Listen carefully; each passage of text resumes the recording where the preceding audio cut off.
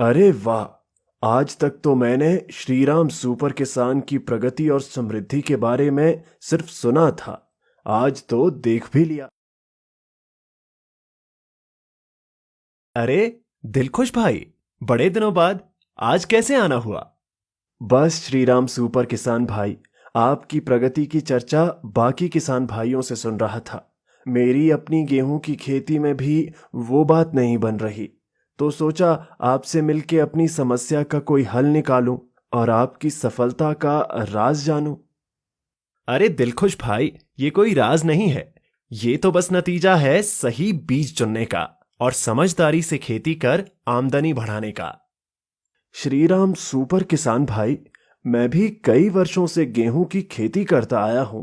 घर का बीज इस्तेमाल कर खेती का खूब ख्याल भी रखता हूं, पर मेरा मुनाफा हर साल घटता जा रहा है। अरे नहीं, यही तो आप गलती कर बैठे दिलखुश भाई। गलती? कैसी गलती? जी हाँ, गलती। घर का बीज लगाने की गलती। मैं पिछले कई वर्षों से गेहूं के नए बीज लगाने लगा हूं, जिससे मुझे भरपूर उपज और अधिक मुनाफा प्राप्त होने लगा है। वो कैसे? लगता है तुम्हें खेत में चलकर ही समझाना पड़ेगा। तो दिलखुश भाई, घर के गेहूं बीज का इस्तेमाल करने का पहला नुकसान है कि पुराने बीजों का जमाव कम होता है और कल्ले भी कम फूटते हैं। इसीलिए तो घर के बीज 8 से 10% ज्यादा लगते हैं।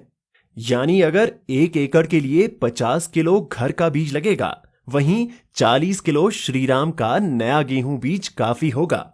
और तो और घर के बीजों में खरपतवार और बीमारियों का प्रकोप भी ज्यादा होता है, जिस कारण दवा भी ज्यादा लगती है।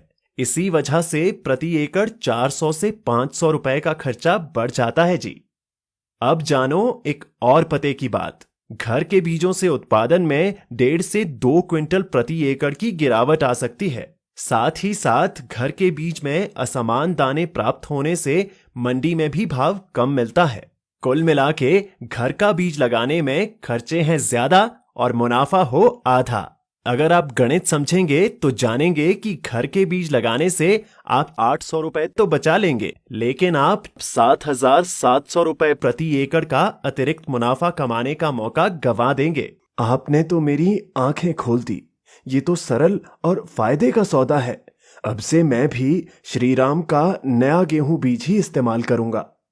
हाँ दिलखुश भाई, अब से नया श्रीराम सुपर गेहूं बीज ही लगाना और मेरी तरह अधिक से अधिक मुनाफा कमाना।